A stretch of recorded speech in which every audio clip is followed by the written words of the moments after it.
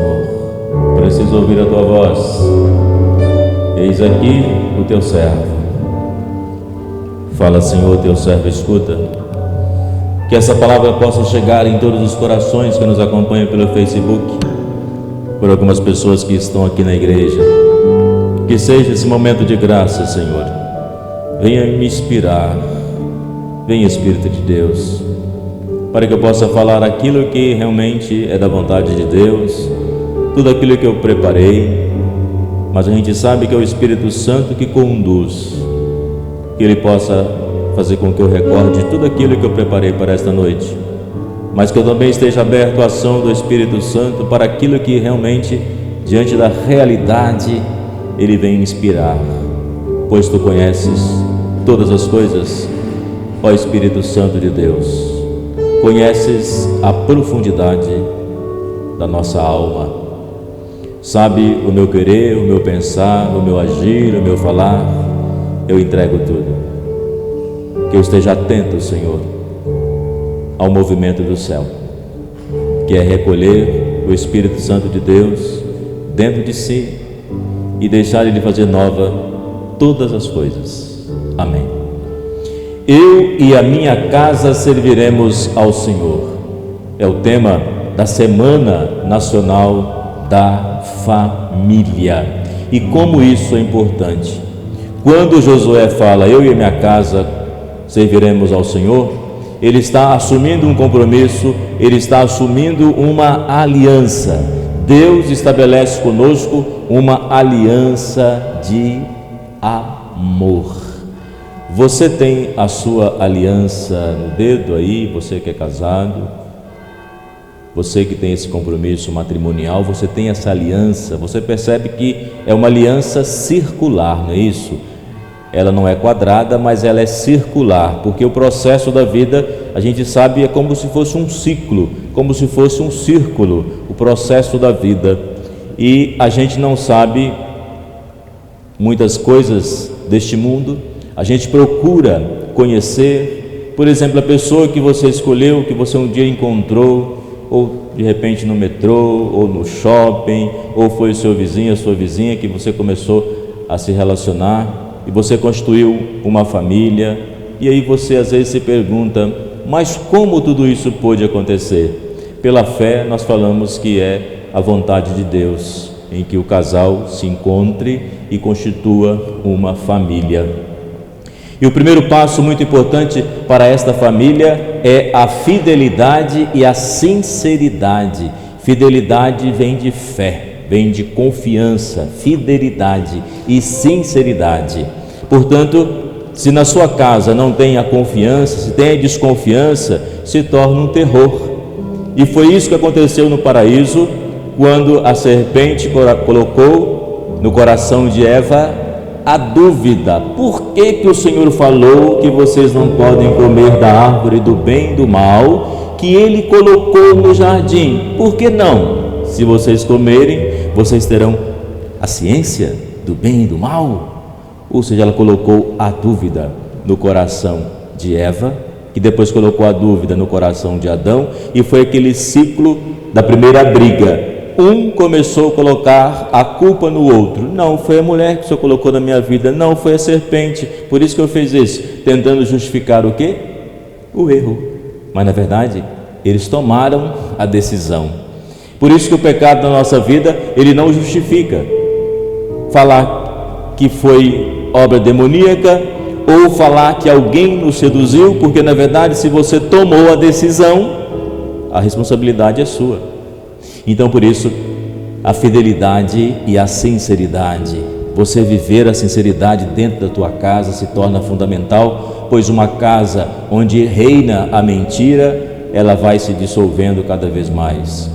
Uma casa onde reina a desconfiança se torna difícil, insuportável de se viver. Por isso, a fidelidade e a confiança na sua família, ela é fundamental. Ou seja, você não precisa aparentar algo para as pessoas da sua casa, porque elas te conhecem. De repente você aparenta algo pelos outros na rua, né? Mas dentro de casa as pessoas te conhecem. E quando você passa a conviver no mesmo espaço, no mesmo teto, você conhece muito mais ainda. E aqui nós conhecemos para amar, então você conhece para amar. Você pode perceber que o outro tem um defeito como você tem um defeito. A pessoa descobriu o seu defeito, mas mesmo assim vocês na fidelidade procuram conviver além dos efeitos, porque sabe que o amor de Deus uniu o coração de vocês. Então a fidelidade e a sinceridade. O próximo passo é a liderança. Quem é o líder na sua casa? Josué falou: eu e a minha casa serviremos ao Senhor. Quem é o líder na sua casa? O líder é aquele que ajuda a apontar o caminho. O líder é aquele que, diante das incertezas, ele sabe discernir e orientar. Na sua casa, então, quem é o líder? O pai ou a mãe, o responsável? Quem é o líder na sua casa? Quem é o líder na sua família? Diante das incertezas que você tem, a gente percebe muitas vezes que administra tão bem uma empresa, mas não consegue administrar a vida emocional, não consegue tirar tempo para a convivência com os filhos, não consegue tirar tempo na convivência com a família, e por isso que nesse tempo da pandemia diz que cresceu a violência doméstica, diz porque a convivência vai se tornando como se fosse insuportável. Mas por quê? Então é preciso trabalhar dentro de si e vencer as agressividades e vencer aquilo que não corresponde ao plano de Deus, e você procurar ter tempo para a sua família e não justificar sempre a sua ausência, mas você está presente dentro de casa e não se deixar ser absolvido pelo trabalho, não deixar ser absolvido pelas coisas do seu dia a dia, mas você procurar ser na sua casa um líder que tem discernimento a partir da oração e ajuda a família a estar muito mais unida.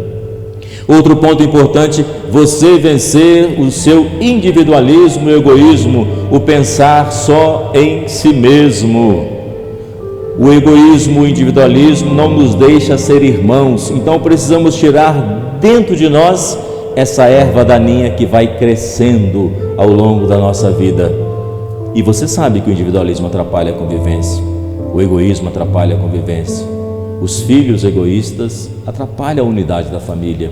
O esposo, a esposa individualista, que só pensa em si, cada um pensa em si mesmo, também não é saudável para o coração da família. Então nós queremos pedir: individualismo, egoísmo, saia da nossa casa, não entre no meio de nós, porque nós pertencemos ao Senhor e o Senhor nos ensina a graça da partilha. E outro ponto importante, a questão do exemplo dentro da sua casa.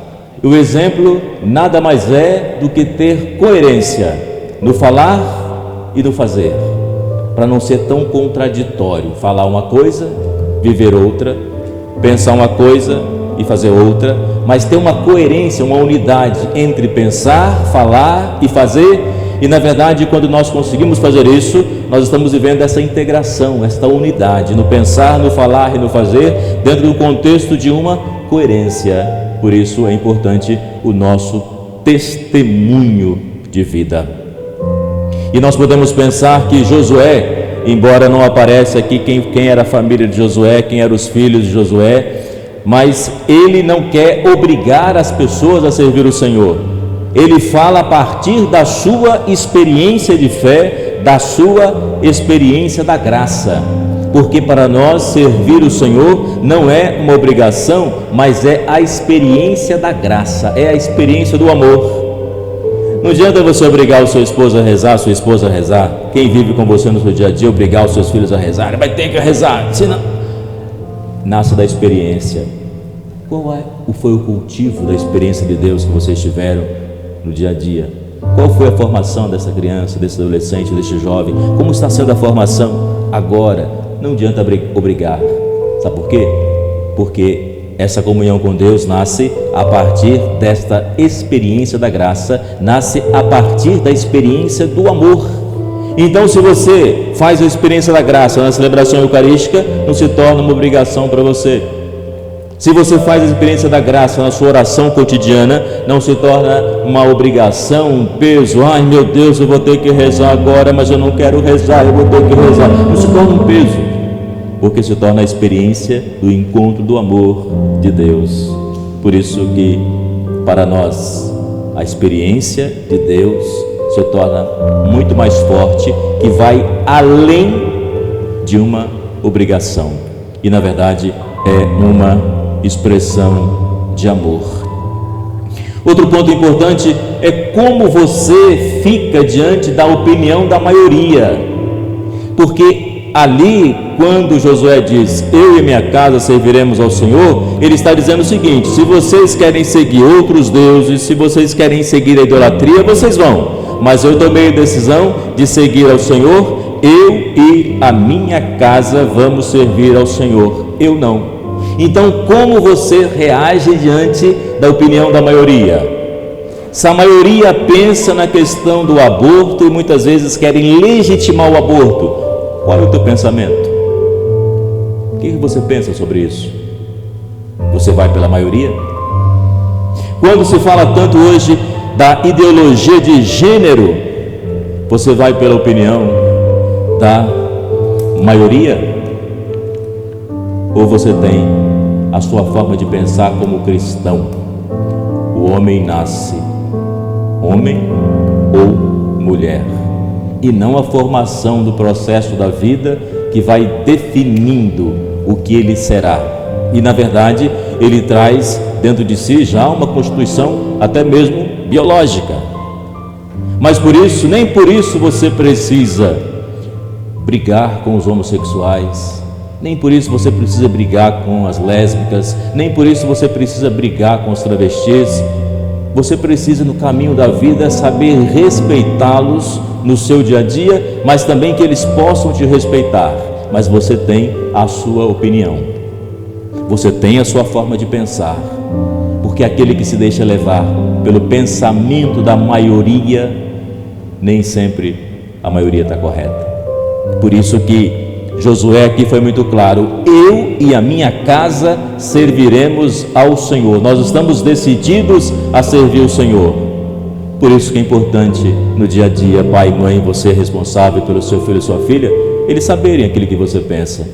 Quando um filho ou uma filha vem pedir uma opinião a você, o que você fala? Porque muitas vezes parece que nós utilizamos um discurso para agradar, um discurso que, como que falasse assim, esse discurso convém, eu quero agradar a opinião popular, eu quero agradar as pessoas.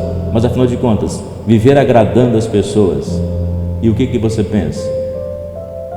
Jesus certa vez falava: eu sou o pão vivo descido do céu, quem comer deste pão viverá eternamente. Alguns falaram assim: eu vou embora. E Jesus falava, e alguns foram saindo, porque o discurso era muito pesado, e houve um momento que Jesus perguntou assim para os discípulos: e vocês?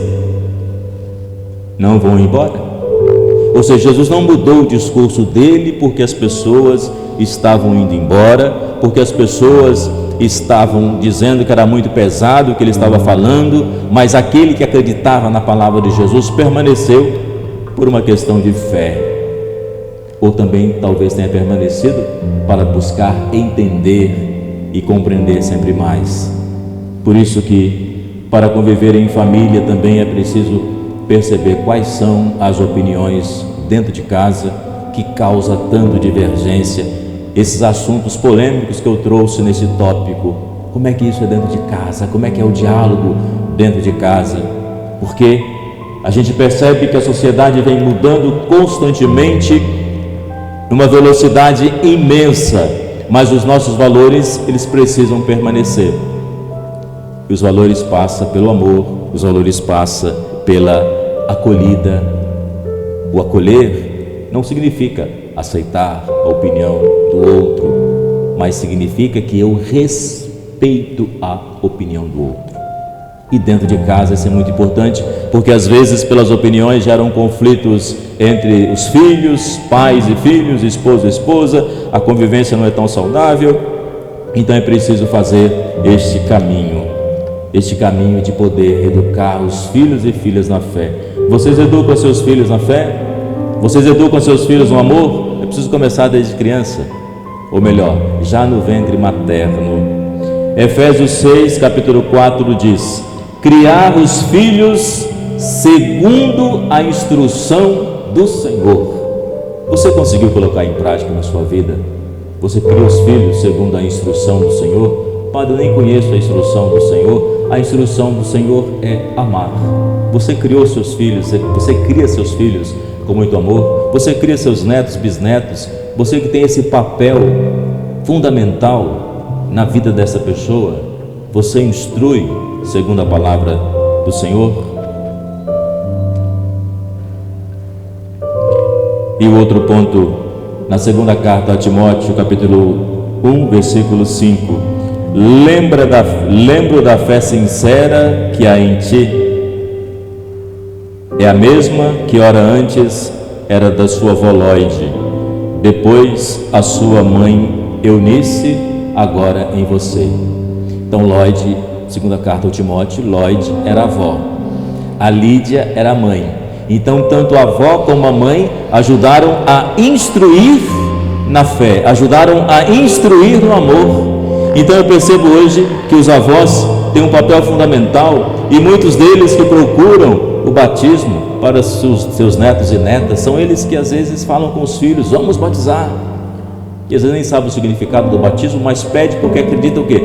Deus vai abençoar, ele precisa ser batizado para abençoar. A avó que tem esse papel fundamental. Eu tenho observado o quanto as vós, elas ficam com os filhos do dia a dia, com os netinhos do dia a dia, para os pais trabalharem, para os pais resolverem seus negócios. Às vezes os pais até abandonam os filhos nas mãos dos avós. Eles recebem ali o carinho, eles fazem tudo. Então isso demonstra que as famílias hoje têm os desafios, mas a família, ela é feliz por crer no Senhor.